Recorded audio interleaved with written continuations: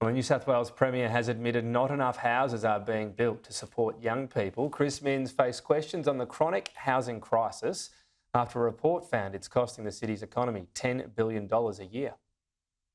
It's the city famous for its sparkling harbour and beautiful beaches.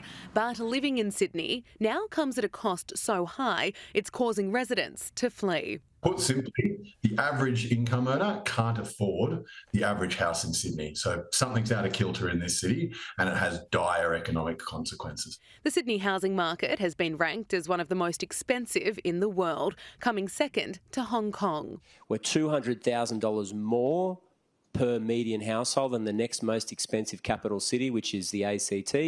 And in rents, we're about $120 or $120 more per week than the next most expensive capital city, which again is the ACT. We've just got to do better. A report by think tank Committee for Sydney has found the average home costs more than 13 times the median salary, which is causing residents and businesses to look for opportunities elsewhere. This is costing Sydney more than $10 billion a year in lost talent, productivity and innovation.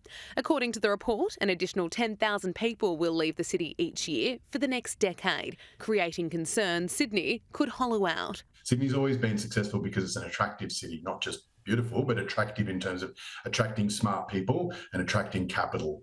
We won't be able to do that if housing remains unaffordable, and we are on the wrong trajectory. So if action's not taken, I think we will see economic strife ahead for the city. Young adults at the start of their careers are struggling the most. The report recommends an inclusionary zoning target to provide affordable housing in new developments. Our biggest change we haven't unveiled yet, but that is a change to the zoning in Sydney.